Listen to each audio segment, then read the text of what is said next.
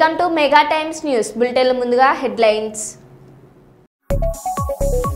అదుపు తప్పిన ఇసుక మాఫియా, అడ్డగించిన వారిపై దాడులు, ఆసుపత్రి పాలైన బాధితులు. ఏజెన్సీ వాసులకు మెరుగైన వైద్యం, అత్యాధునిక పరికరాలతో ప్రజా వైద్యశాల ప్రారంభం.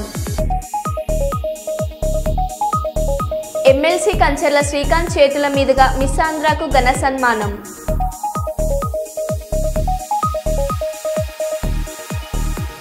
బతుకమ్మ పాటను ఆవిష్కరించిన మంత్రి సీతక్క. చిన్నారి ఆస్పియా దారుణ హత్య, మాజీ మంత్రి రోజా కీలక వ్యాఖ్యలు. మంచిర్యాల జిల్లా మందమరి ప్రభుత్వ జూనియర్ కళాశాలలో ఘనంగా విద్యార్థినుల బతుకమ్మ సంబరాలు. మెట్రోలో విద్యార్థులతో ముచ్చటించిన ప్రధాని మోదీ. ఇక వివరాల్లోకి వెళ్తే, వివిఎస్ ఫంక్షన్ హాల్లో వీరశైవ ఎంప్లాయీస్ అసోసియేషన్ వారి ఆహ్వానం మేరకు వీరశైవ ప్రతిభ పురస్కారముల మహోత్సవంలో ముఖ్య అతిథులుగా పాల్గొని పలు విద్యార్థులకు మెమోంటోలు, సర్టిఫికెట్లు ప్రదానం చేసిన పాణ్యం ఎమ్మెల్యే శ్రీమతి గోరు చరితారెడ్డి.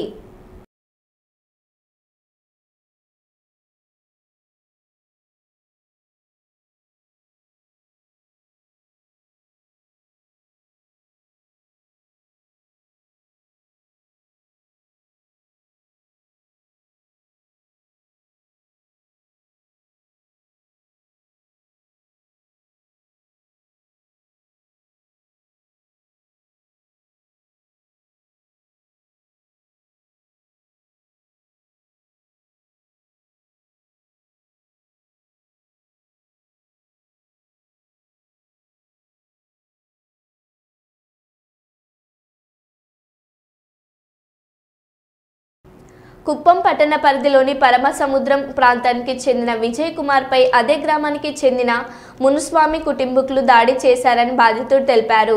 ఈ దాడిలో గాయపడ్డ బాధితుడు కుప్పం పట్టణంలోని ప్రైవేట్ ఆసుపత్రి నందు చికిత్స పొందుతున్నారు. బాధితుని వివరాల మేరకు పూర్తి వివరాలు ఇలా ఉన్నాయి. పరమసముద్రం చెరువు పక్కన ఉన్న హైంద్రినివా కాల్వకు పక్కనే తమకు వ్యవసాయ భూమి ఉందన్నారు. సదూరు ప్రాంతానికి ఆనుకుని మునుస్వామి కుటుంబ సభ్యులు తమ సొంత భూమిలో అక్రమ ఇసుక దందా నడుపుతున్నట్టు తెలిపారు.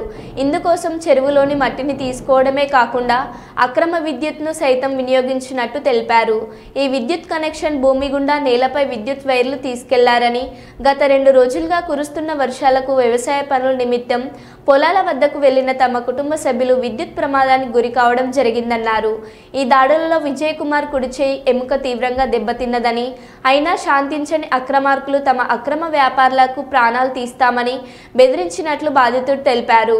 ఈ విషయమై కుప్పం పోలీసులను ఆశ్రయించామని, పోలీసు వారు తగు విచారణ జరిపి తమకు న్యాయం చేయాలని బాధితులు కోరుతున్నారు.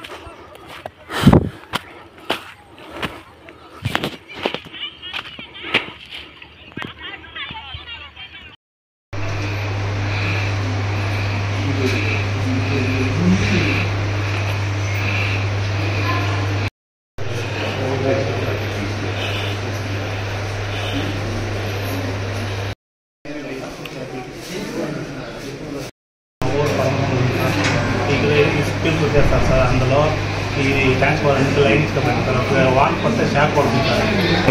వాటర్ పడుతుంది, అది లైన్ ట్రాన్స్ఫార్మర్ వైపు తీసుకుపోయినారు సార్. అడిగితే ఎవరికైనా కొత్త సంతానం డ్యామేజ్ చేసుకుంటున్నారు. ఇట్లా అడిగిన దానికి గుంపులో డ్యామేజ్ సంప్రదాయం అనుకున్నారు సార్. న్యాయం కావాలని మీరే కావాలని సార్. ఇది రామరాజు బాలకృష్ణ సార్. వాళ్ళు పిల్లలు పెద్ద పెట్టారు. వాళ్ళ అన్నదమ్ములు ప్రాక్టీస్ చేసినారు. మాకు న్యాయం కావాలి సార్. మీరే కావాలి సార్. మంచిర్యాల జిల్లా మందమర్రి ప్రభుత్వ జూనియర్ కళాశాలలో విద్యార్థులచే బతుకమ్మ సంబరాలను ఘనంగా నిర్వహించారు. తీరొక్క పూలతో బతుకమ్మలను పేర్చి గౌరమ్మలను తయారు చేసి బతుకమ్మ ఆడారు. కళాశాలలో పండగ వాతావరణాన్ని తలపించింది. ప్రిన్సిపల్ శ్రీనివాస్ మాట్లాడుతూ దేవతలను పూలతో పూజిస్తారని, అదే పూలను దేవతలుగా పూజించే గొప్ప సంస్కృతి మనదని అన్నారు. పండుగల విశిష్టతను తెలిపేందుకు విద్యార్థుల్లో నూతన ఉత్తేజాన్ని నింపేందుకు విద్యా సంస్థల్లో బతుకమ్మ ఉత్సవాలు నిర్వహించడం జరుగుతుందని అన్నారు. మహిళలకు అత్యంత ప్రీతిపాత్రమైన పండుగ బతుకమ్మ పండుగ అని 9 రోజుల పాటు అత్యాధికతతో ప్రత్యేక వాతావరణాన్ని కల్పిస్తారని తెలిపారు. ఈ కార్యక్రమంలో అధ్యాపకులు విద్యార్థులు పాల్గొన్నారు. బతుకమ్మ వేడుకలు ఈరోజు జరుగుతూ ఉన్నాయి. దీని కానీ కళాశాలలో మా విద్యార్థులు మరియు అధ్యాపకురాళ్ళు ఈ బతుకమ్మల్ని పేర్చి చాలా చక్కగా వారి ఆనందాన్ని తెలియజేస్తున్నారు. వారి జీవితాల్లో కూడా మరి ఎలాంటి అనర్థాలు కలగకుండా ఈ బతుకమ్మల ద్వారా వచ్చేటువంటి దీవెనలు సమృద్ధిగా పిల్లలకు అలానే కళాశాల బృందానికి అందరికీ కలగాలని మరి ప్రిన్సిపల్ గారు అయినటువంటి కె శ్రీనివాసరావు నేను శుభాకాంక్షలు తెలియజేస్తూ ముగిస్తున్నాను. Thank you. ప్రభుత్వ జూనియర్ కళాశాల మందమరి కళాశాలలో ఈరోజు బతుకమ్మ సెలబ్రేషన్స్ ప్రిన్సిపల్ గారి మరియు అధ్యాపకుల ఆధ్వర్యంలో ఘనంగా నిర్వహించడం జరుగుతూ ఉంది. మరియు తెలంగాణ యొక్క సంస్కృతి సాంప్రదాయాలను కాపాడుకుంటూనే మన జీవితాల్లో మన యొక్క పండగలను కాపాడుకుంటూ ముందుకు వెళ్ళాలి. అందరూ కూడా సుఖ సంతోషాలతో ఉండాలని కోరుకుంటున్నాను. అందరికీ బతుకమ్మ దినోత్సవ శుభాకాంక్షలు సార్. ఇది ఎక్కడో కాదు, మన మహబూబ్ నగర్ పట్టణంలో ఓ పండ్ల వ్యాపారి నిర్వాహకం డ్రైనేజీలో పడిపోయిన పండ్లను తీసి తిరిగి పండ్ల బండిపై అమర్చుకుంటున్న ప్రయత్నాన్ని ట్రాఫిక్ కానిస్టేబుల్ రవీందర్ నాయక్ అడ్డగించినాడు. రాత్రి జరిగిన యథార్థ సంఘటన. तुम ऐसा काम कहीं को करे उसमें निकाले कहीं को निकाले बस तू नहीं रे वो किसका है वो? हाँ वो किसका है? 10,000 देना पड़ता। हाँ तो उसमें से तू उसमें डाल के डाल रहे निकाल रहे क्या? हाँ हाँ रे उसमें से कहीं को निकाल रहे हैं? डाल को सेठ को बताना नाली में गिरे को नहीं रे भाई नाली में कौन फेंके हो? गिर गई बंडी वहाँ अंदर मेरे आती गिर गई तो वो कहीं को निकालता फिर उसको जा कहीं को बताता सेठ को फोन कर पैसे दे बोलता सेठ को फोन कर नहीं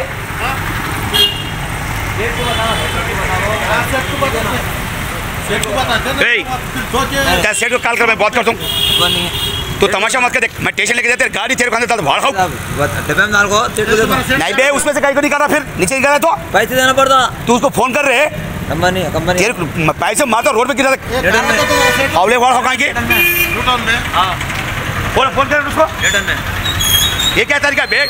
हम यूट्यूब में देखते सही हो रहा है तेरे सामने खुद हमारा सामान हो रहा है तरीके ले मुला को बुला देखो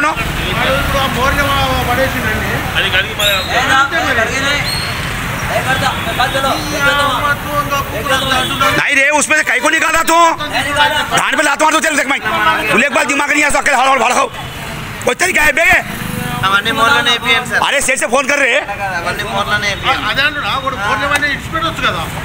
तू कहीं को निकाल रहा वहाँ से मोरी चले गए सही बात है. तू कहीं को बता सेठ फोन कर तो हो गया ना तो अरे फिर वो बात करता पैसे देना पड़ता फेंक जाना नहीं ये देखो देखो इधर अंदर चलो निकल नहीं बताना पड़ता मैं तो साथ चलो मैं मार तो तेरे को ऐसे निकाला नहीं मार खा चल ना देखो बताना पड़ता मैं बोल रहा हूँ ये सब गटर में ऐसा तो निकाल के कहीं को डाल रहे तू पानी नहीं अच्छा था यहाँ गिरा था अकल नहीं है वहाँ के तुम दिमाग नहीं है तेरे को बताना पड़ता पैसे बताना बट्टे बाद वहाँ के लोग खा के मर जाते उसको बता दो कंपनी में बता दो कहाँ तेरे कंपनी कहाँ है? कंपनी में न्यूटन क्या तेरे सेठ का नाम बोलते नहीं बोल रहा तो कहीं को हाँ जानी तू जानी वो फोन कर रहे फोन से फोन कर नंबर नहीं है नया आदमी मैं तेरे देख मार तो देख छोटे में देख पहला बोल देख मैं हावले ऐसा बात कर रहा तू यहाँ से निकाल मैं उससे ज़्यादा क्या रहे नाला में निकाल के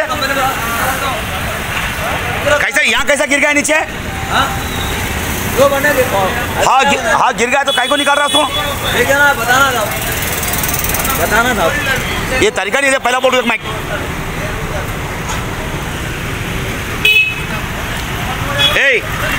इधर ये सुना है देखो क्या तेरा नाम बाबा बाबा क्या बाबा कौन सा बाबा जाकिर हाँ? जाकिर जाकिर ये कहाँ से लेके आते तुम हाँ न्यूटन न्यूटन कौन सा शॉप वहाँ अंदर वो हॉस्पिटल के सामने हाँ हॉस्पिटल क्या नाम उसका नाम हाँ जानी जानी हाँ इधर देख रहे हैं हाँ मैं जानी तो कितना साल से कर रहा हूँ उसमें बस 2 दिन वहाँ को 2 दिन वहाँ अरे दीवाने तो न्यूटन वहाँ खड़ा होता ना बे वहाँ बेचता हूँ वहाँ अकेले रे? वहाँ बेचता हूँ यहाँ आया 2 दिन वहाँ अरे बार को 2 दिन बोलता बुल्ले इकबाल झूठ का बोलता बे चिल्लर माँ क्यों कहाँ के अकल नहीं है बे ऐसा जीना जीता जिंदगी में फांसी का मर जा रहे हाँ तो हवले बढ़ अरे नाले में से निकालो कौन लेके जाते रहे उसको सेठ को बताना फोन करके बताना बेबे खौफ कोई तरीका नहीं है तुम लोग का हवले कहाँ यहाँ एक जमा रहा देखा फोन रहा गाड़ी को रहा तो यहाँ ఎలిమినేట్ అయిపోయింది కూడా ఎక్కడి నుంచి చేసిండ్రు ఆడపోయి వాళ్ళది ఈడు ఈ మోరిల కింద ఎట్లా పడ్డదో దేవుని తెలుసు కానీ అది వానికి తెలుసు అబద్ధం మాట్లాడుతూ దొంగ చూదే కొడుకు పడని కాకపోతే మళ్ళీ ఎందుకు వేసుకోబోతున్నావు సేటు చెప్పు మరి ఆ మురికి కలవ తీసుకోపోయి ఎవరికి అమ్ముతా బే फिर वही बात करते तुम्हें మళ్ళీ फेंक दे అంటాడు कैसा फेंकते रे कौन देखता फेंकते మళ్ళీ ఫేకటోడు అయితే ఇచ్చిపెట్టి పోవాలి అమ్మ హౌలా కుక్కలకు దమాయిన సక్లాస్ కుక్కరా తీయండి మీరు కూడా వీడియో తీయండి మీరు కూడా వీడియో తీసి వైరల్ చేయండి జోక్ కాదు ఇదంతా జనాలు మనోభావాలు దెబ్బతింటున్నాయి ఇట్లా పండ్లు తిని ఏం చేసి ఇదేంది ఆయన తరికెళ్ళ పూల మడ్డ తరికె తప్పిన కుక్కలారా ఈ మూడకెళ్ళి తీసి అమ్మ అదేమన్నా నెత్తి మీద దగ్గర దగ్గర ఊదేస్తుంది కానీ చిన్నారి ఆస్పియా దారుణ హత్య మాజీ మంత్రి రోజా కీలక వ్యాఖ్యలు. చంద్రబాబు నాయుడు సొంత జిల్లా చిత్తూరు పుంగునూరు నియోజకవర్గంలో 7 ఏళ్ల పాపని కిడ్నాపర్లు మరి ఏ విధంగా తీసుకువెళ్లి చంపేశారో ఆ ఉదంతం చూస్తే నిజంగా ప్రతి ఒక్కరికి గుండె ద్రవించిపోతుంది. ఆడపిల్లలున్న తల్లిదండ్రులకైతే పిల్లల్ని స్కూల్ కి పంపించాలంటేనే భయం వేస్తుంది. నిజంగా సొంత జిల్లాలో ఇలాంటి ఒక కిడ్నాప్ హత్య జరిగింది అంటే అది చంద్రబాబు నాయుడు గారి అసమర్థత కాదా, ఈ ప్రభుత్వం అసమర్థత కాదా నేను అడుగుతున్నా. ఎందుకంటే లాస్ట్ సండే 29వ తేదీన ఆ పాప రాత్రి అదృశ్యమైంది. 4 రోజులు ఆ చుట్టుపక్కల ప్రాంతాల్లోనే ఉన్నా కూడా పోలీసులు పట్టించుకోలేకపోయారు. ఎందుకంటే వారికి నిర్లక్ష్యం. తల్లిదండ్రులు కంప్లైంట్ ఇచ్చినా పోలీసులు పట్టించుకోకపోవటం వల్ల ఆ అమ్మాయి ఆ ఇంటికి 4 కిలోమీటర్ల దూరంలో ఉన్న సమ్మర్ స్టోరేజ్ లో శవమై తేలింది అంటే మరి హోంమంత్రి ఏం చేస్తున్నట్టు, ఈ ముఖ్యమంత్రి ఏం చేస్తున్నట్టు, ఈ డిప్యూటీ ముఖ్యమంత్రి ఏం చేస్తున్నట్టు నేను అడుగుతున్నాను. ప్రజల్ని పట్టించుకోరు, ఆడవాళ్ల భద్రత పట్టించుకోరు, చిన్న బిడ్డల్ని చంపేస్తున్నా కూడా పట్టించుకోరు. అసలు ఈ రాష్ట్రంలో ప్రభుత్వం ఉందా, పోలీసులు ఉన్నారా, అసలు ఏం చేస్తున్నారు వీళ్ళంతా మాకు అర్థం కావట్లేదు. నిజంగా ఈరోజు ఈ రాష్ట్రంలో మీరు చూస్తే ఎంతసేపు పోలీసుల్ని తమ కక్ష సాధింపు చర్యల కోసం తమ రెడ్ బుక్ రాజ్యాంగంలో ఎవరి పేర్లైతే రాసుకున్నారో వాళ్ళ మీద ఎలా తప్పుడు కేసులు పెట్టాలా, వాళ్ళని ఎలా కొట్టాలా, వాళ్ళని ఏ విధంగా కేసుల్లో ఇరికించాలా అన్న దాని మీదే పోలీసులు ఉపయోగిస్తున్నారు. కానీ ఈ రాష్ట్రంలో మహిళల భద్రత కోసం గాని, పసిబిడ్డల భద్రత కోసం గాని, చిన్న బిడ్డల భద్రత కోసం గాని ఎప్పుడైనా ఉపయోగించాలని నేను అడుగుతున్నా. మదనపల్లిలో ఫైల్ కాలితే హెలికాప్టర్ లో డీజీపీ గారిని పంపిస్తారు. కానీ ఈ రాష్ట్రంలో ఆడపిల్లల్ని కిడ్నాప్ చేసినా, చంపేసినా, రేప్ చేసినా మట్టు హెలికాప్టర్లలో డీజీపీని పంపి ఆ ఫైళ్లకున్న విలువ కూడా ఆడపిల్లలకి లేదా మీ ప్రభుత్వంలో? ఈరోజు ఎంత సిగ్గుచేటంటే ముఖ్యమంత్రి గారి సొంత జిల్లా చిత్తూరులోనే ఇలా జరిగిందంటే ఇక రాష్ట్రంలో ఎలాంటి పరిస్థితులు ఉన్నాయో ఒకసారి ఆలోచించండి. మీరే చూశారు గుడ్లవల్లేరులో 300 మంది ఆడపిల్లలు తమకు అన్యాయం జరుగుతుంది, బాత్రూమ్ లో కెమెరాలు పెట్టారని చెప్పి ఏడిస్తే కూడా వాళ్ళని భయపెట్టి, వాళ్ళని కొట్టి లీవ్లు ఇచ్చి వాళ్ళ ఇంటికి పంపించేసి కేసు క్లోజ్ చేశారు. గాని ఏ రోజైనా హోంమంత్రి గాని ఆ ప్రభుత్వం నుంచి ఎవరైనా ఒకరు పోయి వాళ్ళ ఆవేదన ఏంటి అని తెలుసుకుని దానికి పరిష్కారం చెప్పారా? ముచ్చిమరిలో 9 ఏళ్ల పాప ముక్కలు చేసి చంపేస్తే ఆ శవాన్ని ఇచ్చేదానికి కూడా మీకు సమర్థత లేదు. ఆ తల్లిదండ్రులు ముఖ్యమంత్రి గారు రావాలి, హోంమంత్రి గారు రావాలి, మా బిడ్డను మాకు ఇవ్వాలి అని చెప్పి అడుగుతుంటే కూడా పట్టించుకోలేదు మీరు. మీకు ఆడవాళ్ళంటే నిర్లక్ష్యం. నిజంగా అదే చంద్రబాబు నాయుడు ఎక్కడైతే నివసిస్తున్నాడో విజయవాడలో లోకేష్ నియోజకవర్గంలో ఒకే రోజులో 24 గంటల్లో 3 మైనర్ బాలికల మీద అఘాయిత్యం జరిగిందంటే ఇంతకన్నా సిగ్గుచేటు ఏమైనా ఉందా? పరిపాలించేదానికి చంద్రబాబు నాయుడికి గాని, హోంమంత్రికి గాని, లోకేష్కి గాని అసలు అర్హత ఉందా నేను అడుగుతున్నాను. అసలు హోంమంత్రి గారైతే ఆమె పక్క నియోజకవర్గం యలమంచల్ నియోజకవర్గం రాంబిల్లిలో ఒక కుటుంబం ఒక నేరస్తుడు తమ బిడ్డని బెదిరిస్తున్నాడు కాపాడండి అని అడిగినా కూడా పట్టించుకోలేదు. ఆ నేరస్తుడు జైల్లో నుంచి బెయిల్ తీసుకొని వచ్చి అమ్మాయిని చంపేసినా కూడా దిక్కులేని పరిస్థితి. ఇంకెందుకు హోంమంత్రి? హోంమంత్రి ఒక ఆడపిల్ల, ఖచ్చితంగా ఆడవాళ్ల గురించి తెలుసుకొని ఆడవాళ్ళకి న్యాయం చేస్తుందన్న నమ్మకంలో ఈరోజు ఏ విధంగా మట్టేశారో మనం చూస్తున్నాం. ఈ రోజు కూడా మీరు చూస్తే జగన్మోహన్ రెడ్డి గారు పుంగునూరుకి 9వ తేదీ వస్తున్నారు అని తెలియగానే ఎక్కడ తమ ప్రభుత్వ అసమర్థన పరిపాలన బయటకు వస్తుందో, రాష్ట్రంలో జరుగుతున్న అన్ని విషయాల గురించి జగన్మోహన్ రెడ్డి గారు అక్కడ ప్రస్తావిస్తే తమ పరువు పోతుందన్న భయంతో ఈ రోజు ప్రభుత్వం, హోంమంత్రి పరుగులు తీస్తున్నారు పుంగునూరుకి. మరి ఎందుకు మీ పక్క నియోజకవర్గంలో నువ్వు వెళ్ళలేదు? ముచ్చిమరికి ఎందుకు వెళ్ళలేదు? గుడ్లవల్లేరుకి ఎందుకు వెళ్ళలేదు? అలాగే లోకేష్ గారి నియోజకవర్గానికి ఎందుకు వెళ్ళలేదు? బాధ్యత లేదా హోంమంత్రికి? బాధ్యత లేదా ముఖ్యమంత్రికి? బాధ్యత లేదా డిప్యూటీ ముఖ్యమంత్రికి? ఇప్పటికైనా జగన్మోహన్ రెడ్డి గారి మీద కక్ష సాధింపుతో ఆయన తీసుకొచ్చిన దిశ యాప్ ని, దిశ పోలీస్ స్టేషన్ ని, అలాగే మహిళా పోలీసుల్ని నిర్వీర్యం చేయడం కాదు, వాటిని బలోపేతం చేసి మహిళల్ని రక్షించే బాధ్యత తీసుకోండి. ఎందుకంటే ఇంతవరకు ఒక్క కేబినెట్ లో కూడా మీరు మహిళా భద్రత కోసం చర్చించలేదు. మహిళా భద్రత కోసం ఒక్క జీవం తీసుకురాలేదు. మహిళా భద్రత కోసం ఒక్క వ్యవస్థను కూడా తీసుకురాలేదు. కనీసం ఎప్పుడైనా బుద్ధి తెచ్చుకొని మిమ్మల్ని కన్నది కూడా ఒక ఆడదే తల్లి. అలాంటి వాళ్లే ఈ రాష్ట్రంలో ఆడపిల్లలు ఉన్న విషయాన్ని గుర్తించి వాళ్ళని రక్షించే విధంగా మరి దిశ యాప్ ని, దిశ పోలీస్ స్టేషన్ ని, అలాగే స్పెషల్ కోర్ట్స్ ని, మహిళా పోలీసుల్ని బలోపేతం చేయండి. అండ్ ముఖ్యంగా మేము డిమాండ్ చేస్తోంది, పుంగునూరులో 7 ఏళ్ల ఆ పసిబాలికని చంపిన వాళ్ళని వెంటనే అరెస్ట్ చేయాలని కూడా డిమాండ్ చేస్తున్నాం. వరంగల్ నగరంలోని ప్రసిద్ధిగాంచిన భద్రకాళి ఆలయంలో దేవీ శరన్నవరాత్రుల మహోత్సవాలు 4వ రోజుకు చేరుకున్నాయి. 4వ రోజు అమ్మవారిని మహాలక్ష్మి మాత అలంకారంలో చతుర్స్నానార్చన, కుష్ముండి, దుర్గా అర్చనలు నిర్వహించి భక్తుల సందర్శనార్థం ఏర్పాటు చేశారు. దేవాలయానికి నగరం నలుమూలల నుండి వందలాది మంది భక్తులు పాల్గొని పూజలు చేశారు. ఈ సందర్భంగా దేవాలయ ప్రధాన అర్చకులు భద్రకాళి శేషు మాట్లాడుతూ, దేవి శరన్నవరాత్రి ఉత్సవాలు మహోత్సవాల్లో అమ్మవారిని దర్శించిన వారు సుఖ సంతోషాలతో ఉంటారని అన్నారు.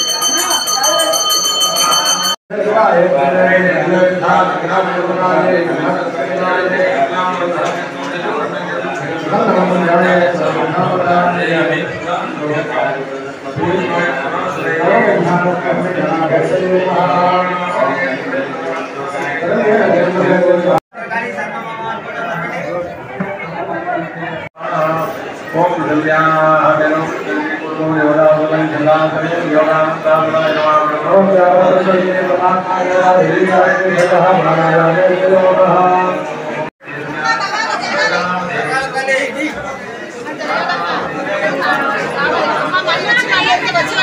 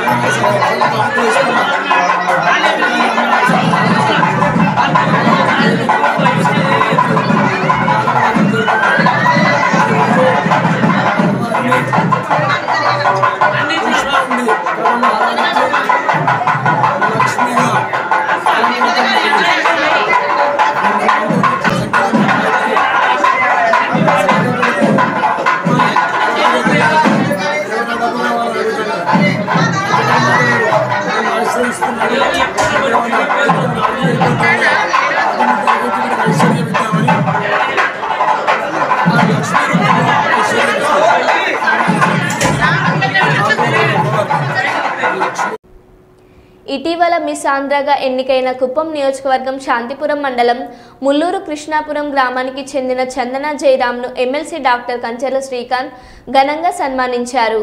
కుప్పం పట్టణంలోని ఎన్టీఆర్ భవన్లో జరిగిన సన్మాన కార్యక్రమంలో ఎమ్మెల్సీ మాట్లాడుతూ నియోజకవర్గానికి చెందిన యువతి మిస్ ఆంధ్రగా ఎన్నిక కావడం గర్వకారణం అన్నారు. అనంతరం మిస్ ఆంధ్ర మాట్లాడుతూ తన విజయానికి తల్లిదండ్రుల ప్రోత్సాహం ఎంతగానో ఉందన్నారు. యువతలు అన్ని రంగాలలోనూ ముందుకు రావాలని ఆకాంక్షించారు. ఈ కార్యక్రమంలో కుప్పం నియోజకవర్గ తెలుగు మహిళా అధ్యక్షురాలు, నియోజకవర్గం మైనార్టీ అధ్యక్షులు, కౌన్సిలర్లు తదితరులు పాల్గొన్నారు.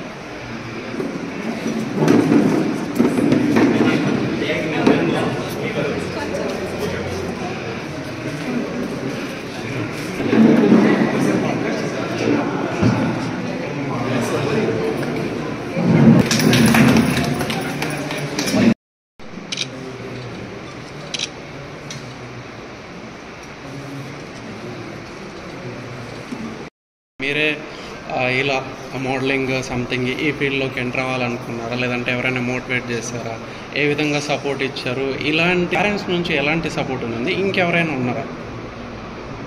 నా story it's nothing but A movie story అండి. మంచి మూవీకి అయితే అనమాట. అఫ్కోర్స్ సపోర్ట్ అనేది చాలా ఇంపార్టెంట్. ఎస్పెషల్లీ మా పేరెంట్స్ మాకు చాలా మంచి ఎడ్యుకేషన్ ఇచ్చారు. నేను మిడిల్ క్లాస్ నుంచి వచ్చినప్పుడు నేను చిన్నప్పటి నుంచి చూస్తూనే ఉన్నాను ఎన్ని కష్టాలు పడ్డారు మమ్మల్ని చదివించడానికి. అదే ఒక ఫైర్ లాగా బిల్డ్ అయిందనమాట. నేను కూడా ఏదో ఒకటి చేయాలి, మా ఫ్యామిలీని కొంచెం ఇన్స్పైర్ చేసి మంచి పొజిషన్కి తేవాలి, అలానే నా స్టేట్ని కూడా గర్వంగా నేషనల్ లెవెల్లో చేయాలి అనే ఇన్స్పిరేషన్ అయితే మా ఆంటీ విశాల గారి నుంచి వచ్చింది. తను కూడా సొసైటీకి ఎన్నో చేసింది ఇప్పటి వరకు.